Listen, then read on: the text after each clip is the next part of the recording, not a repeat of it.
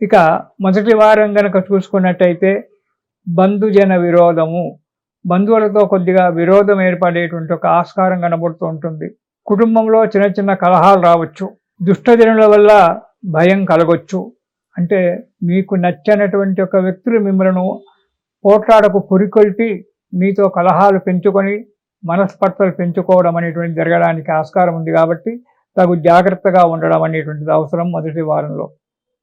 ఇక రెండవ వారం కనుక చూసుకున్నట్టయితే అనవసరమైనటువంటి ఒక ప్రయాణాలు చేయడం జరుగుతుంటుంది.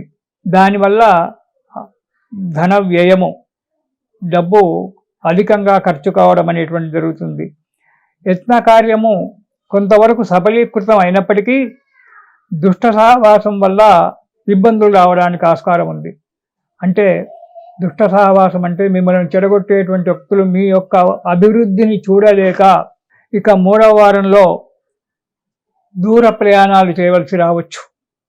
దానివల్ల శరీరం అలసిపోవడము, కొద్దిగా అనారోగ్యం ఏర్పడడం కూడా జరుగుతుంటుంది. కొంత భయంగా కూడా ఉంటుంది. కుటుంబ సమస్యలు పెరిగిపోవడం కూడా ఆస్కారం ఉంది మూడవ వారంలో.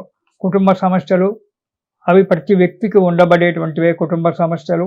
ఇక నాలుగవ వారం కనుక చూసుకున్నట్టయితే అనుకూలమైన పనులు నెరవేరడం జరుగుతుంది. మీరు ఏ కార్యక్రమానికి 3 వారాల్లో తలుచుకొని మనసులో పెట్టుకొని ఉన్నారో ఆ కార్యక్రమానికి ఒక రూపకల్పన చేయడం అనేటువంటిది జరుగుతూ ఉంటుంది నాలుగవ వారంలో.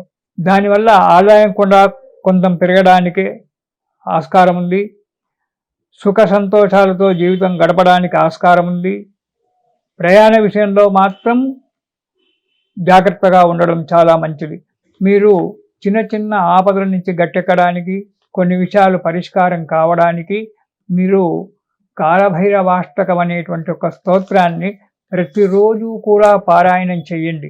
కాలభైరవాష్టకం కనుక పారాయణం చేసినట్టయితే ఆ కాలభైరవుడు మీకు అండగా ఉండి మీ సమస్యలన్నీ కూడా పరిష్కారం చేస్తాడు. కాబట్టి ప్రతిరోజు నియమం తప్పకుండా ప్రతిరోజు ఈ శ్రావణ మాసం నెల రోజులు ఆ కాలభైరవాష్టకాన్ని పారాయణం చేయండి.